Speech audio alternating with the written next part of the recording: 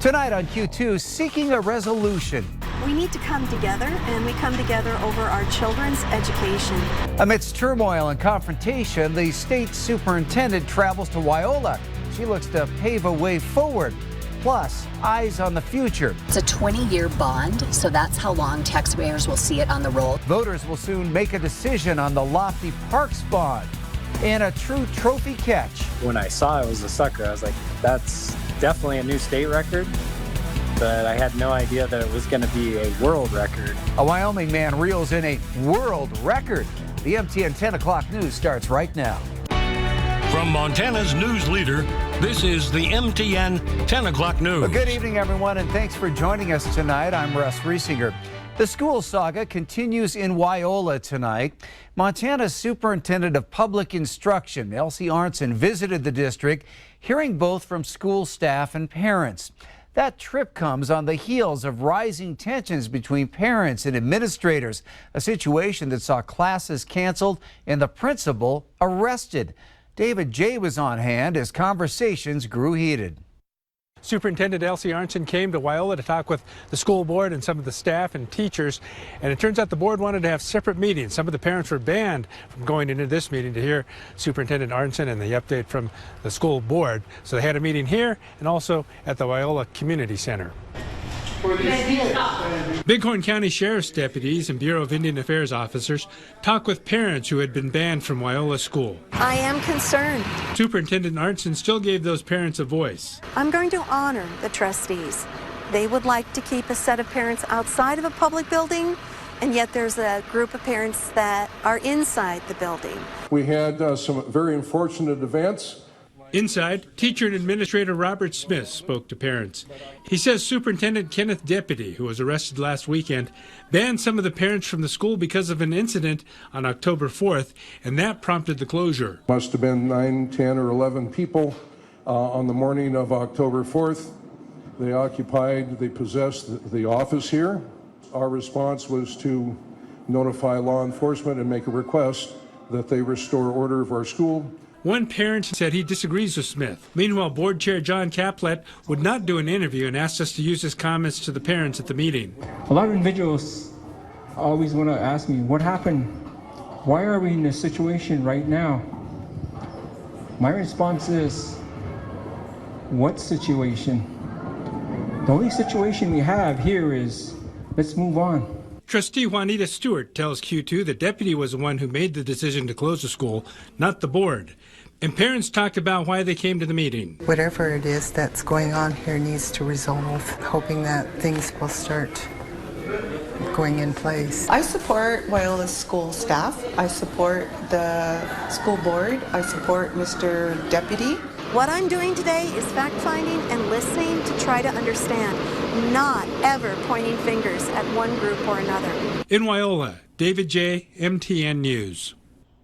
Ballots are out and on the way to voters in the face of a $143 million decision surrounding the future of Billings Parks and a possible recreation center. Now, that measure will greet voters on November 7th. It's been decades since they were tasked with deciding on the future of parks, meaning this bond will put the choice back in the hands of residents. Tonight, Phil Van Pelt takes a look at the possible changes to 3 parks in particular. That includes big plans for parks like Colson behind me here, where new dog and bike parks could soon be on the horizon.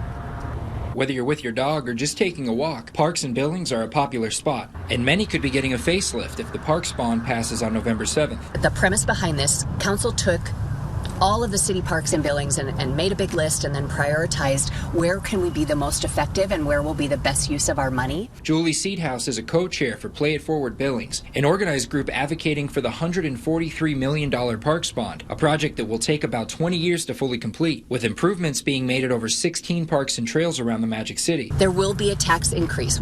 That's the only way we can fund projects like this in Montana because we don't have a sales tax.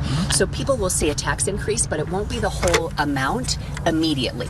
Centennial, Colson, and Pauley Vista parks are among the spaces that would receive major facelifts. Colson, which sits along the Yellowstone River, will become home to the city's third dog park, along with a bike park and a railroad right-of-way. A splash pad, a playground, and sports courts would be added to Centennial Park on the west end, along with a new dog park trail. And Pauley Vista Park, currently home to Landon's Miracle Field, would also get a new playground, restrooms, splash pad, and even exercise equipment. Big upgrades, welcomed by some, while others have some hesitation. I have 3 little kids. We're outside with them, always trying to find things to do, be outside in the community, and we utilize them a lot, so I'm super excited about this bond. It seems to be those of us that are paying taxes are gonna pay for it.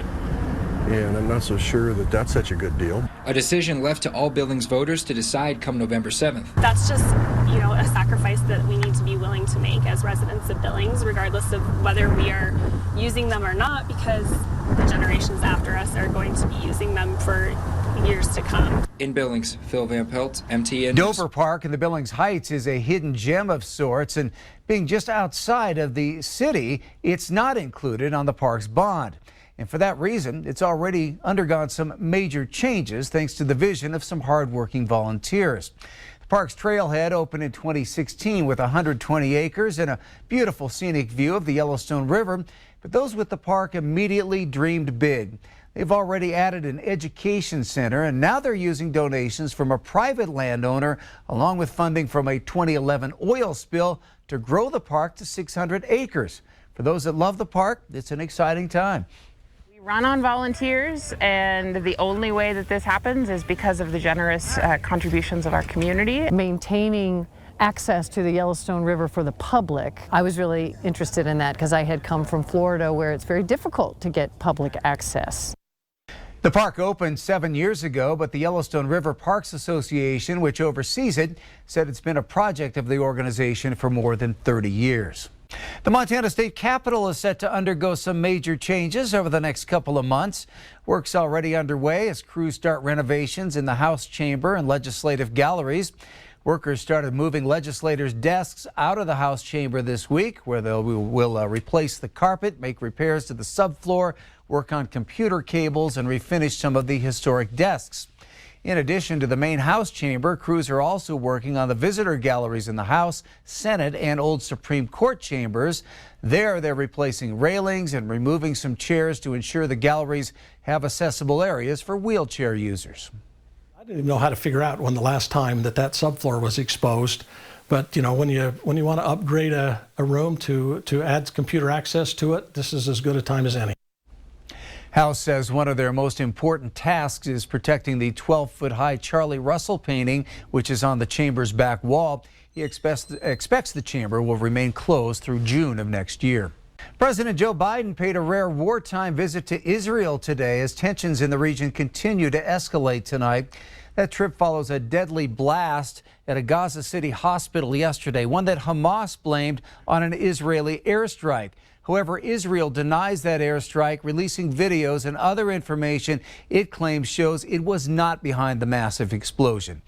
President Biden said based on the information he's seen, it appears to be the result of an errant rocket fired by a terrorist group in Gaza. During his visit, Biden reiterated staunch support for Israel. You can't look at what has happened here to your mothers, your fathers, your grandparents, sons, daughters, children, even babies, and not scream out for justice. Justice must be done.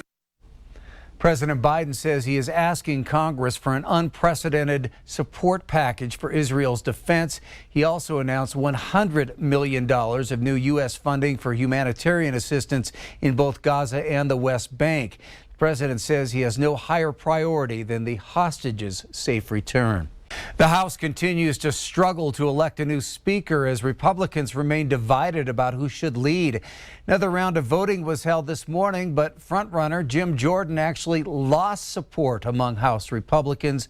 Jordan says he has no plans to drop out of the race and is looking to win over GOP members who currently don't support him. They'll hold another vote tomorrow. A Laurel man has been sentenced to more than 5 years in prison for illegally possessing firearms and ammunition. 39-year-old Nicholas Stephen Capella pled guilty to the crime in June of this year. According to court documents, law enforcement seized 34 firearms and thousands of rounds of ammunition from his residence while executing a search warrant in August of 2022. Capella was prohibited from possessing firearms because of felony convictions in Washington. That case is part of Project Safe Neighborhoods, a program bringing together all levels of law enforcement as they seek to reduce gun violence.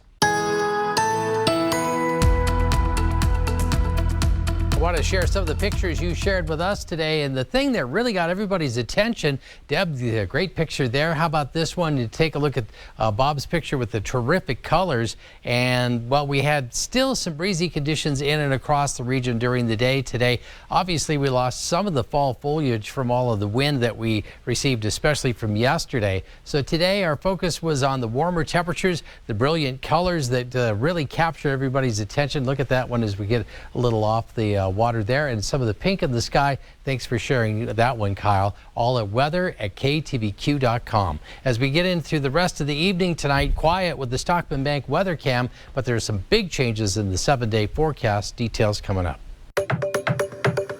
A Wyoming outdoorsman has quite the fishtail to tell.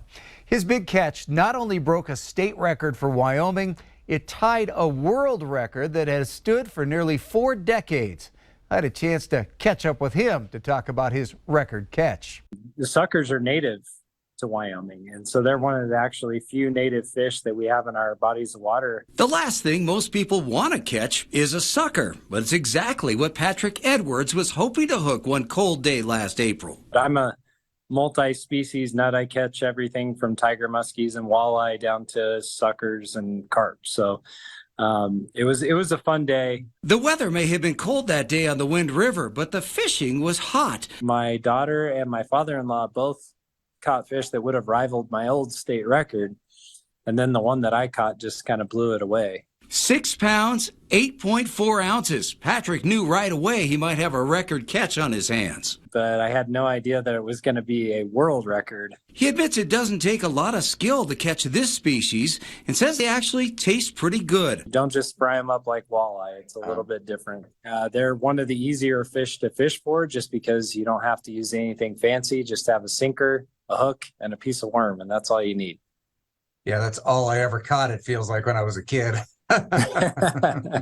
Well, if you're fishing worms, you're going to catch one at some point.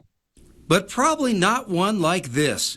Almost a half year after his big catch, Patrick just recently received confirmation the white sucker he reeled in had tied the world record set back in 1984 in Minnesota. And that has him thinking about one thing. You know, maybe I'll break it again this spring. I gotta be the one that holds it by myself. So I'm going to try to get out there and do that. Edwards hosts an outdoor podcast called Radcast Outdoors, and I've put a link to it in this story on ktvq.com. Well, still to come on the MTN 10 o'clock news here on Q2. Concerns in Cody. A grizzly makes its way into city limits, but where is it now? And in sports, training with the best. One local star volleyball player recently got a chance of a lifetime. We'll meet our athlete of the week coming up in just a minute. The MTN 10 o'clock news continues right after this.